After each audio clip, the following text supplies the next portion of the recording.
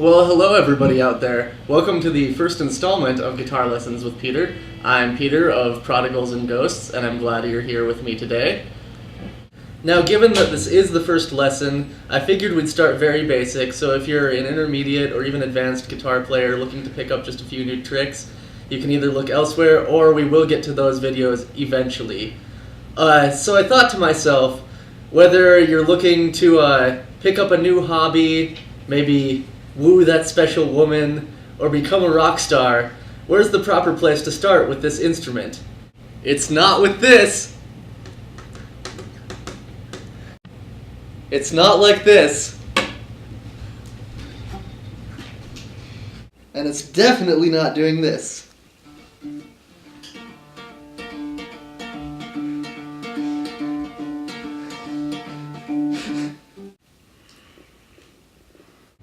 The first thing you need after obtaining your equipment, before the songs or the theory or even the finger exercises, is to learn the form of holding and playing your guitar properly.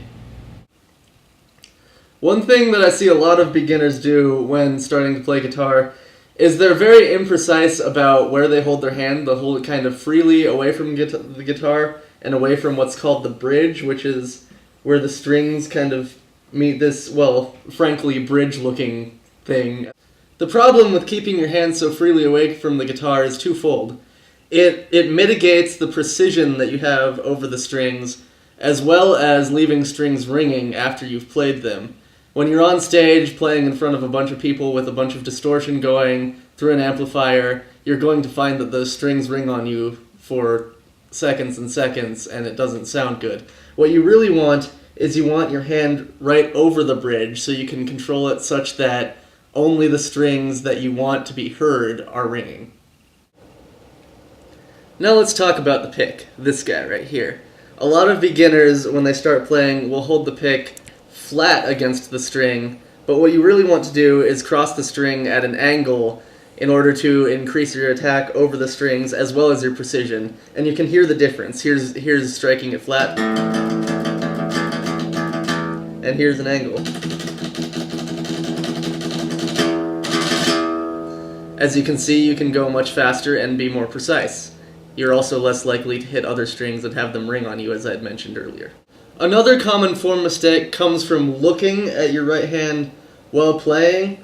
There's only 6 strings, so with a little bit of practice, you can get to the point where you know which string that your right hand is on without playing. Really, you want to save your eyes for looking at your left hand, which has a bunch of frets to play across, or if you get good enough, you can get to the point with songs where you know them well enough that you don't have to look at all. This is ideal because if you're on a stage where there's different lighting, you may even be playing in the dark sometimes, you're not always going to have the luxury of seeing what you're doing.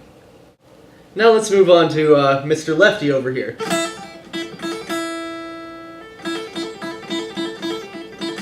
As you can see, he can do a lot all on his own.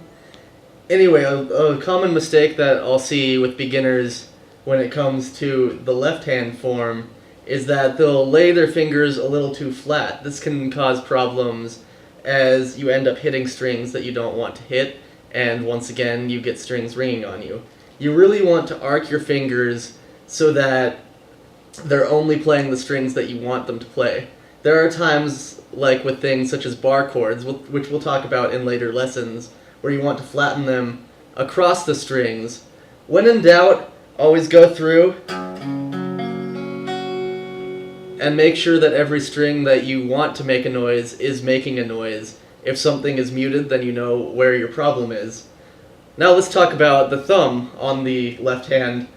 There are times in songs where you might need to bring your thumb over in order to play a note, but for the most part, you want to keep this thumb from creeping up. This is a problem that I had a lot at first.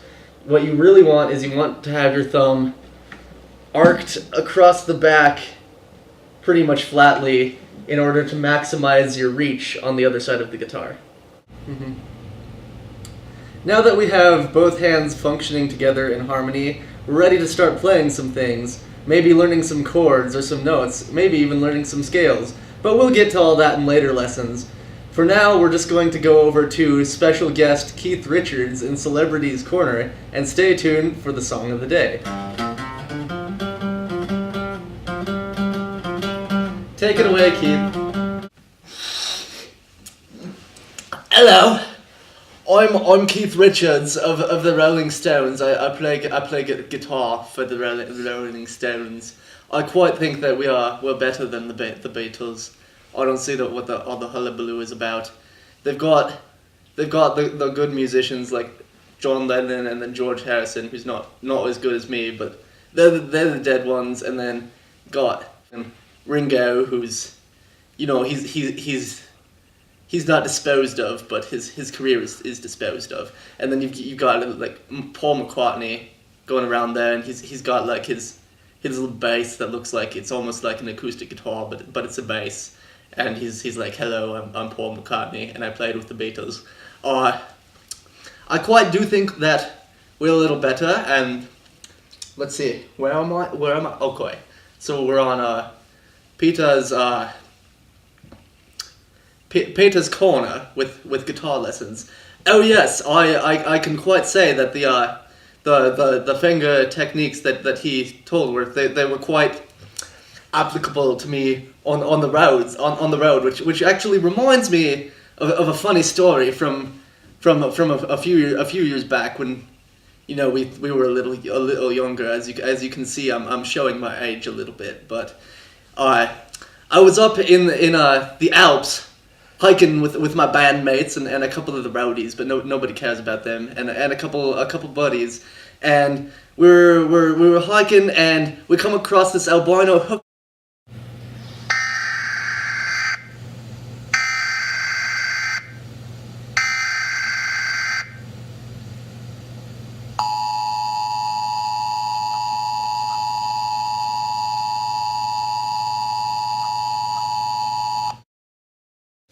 Warning! This is an emergency broadcast alert. There is a naked three-headed Austin Powers in your basement drinking Chardonnay. Please seek shelter immediately. This warning will expire at 5:30 p.m. local time. This is not a drill. Thank you. He comes back, and he's just got this bazooka bubblegum all over his face, and we're like, crazy. Anyway, what's this nonsense? The song of the die or whatever. Back to you, Peter. Thank you, Keith Richards. That was an interesting shirt he was wearing, by the way. Did you guys find that interesting? Anyway, for my first song of the day, I've chosen one of my favorite bands, the Red Hot Chili Peppers, and we're gonna play through Can't Stop. And this song is going to be in E. Pretty much everything I've played so far in this lesson has been in E, so I figured we'll just stick with E and have a nice happy first lesson.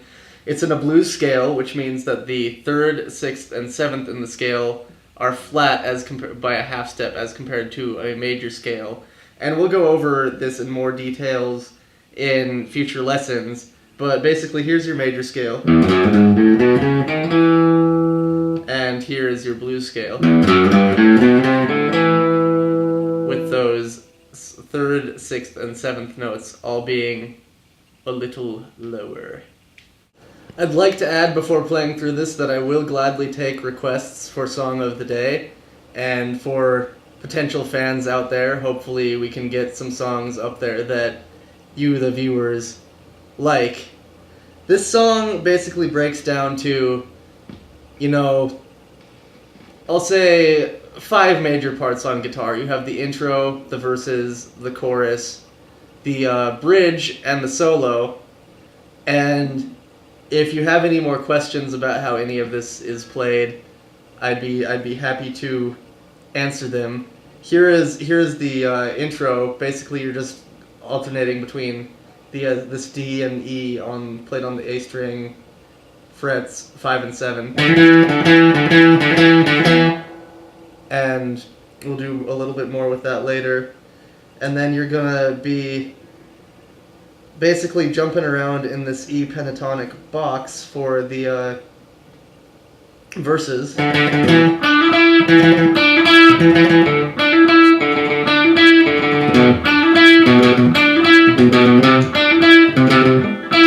And then for the choruses, that's when you get your chords, and you're actually alternating between minor and major chords, and you start on a minor, and it's a B minor.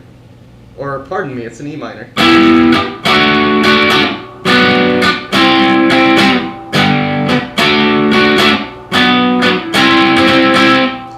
And then you get to your bridge later, which uses some funk chords.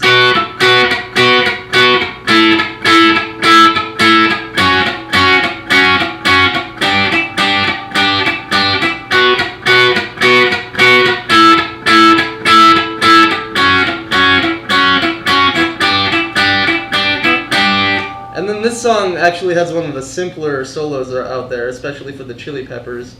And all it is you're playing further down in your E pentatonic, and you've got...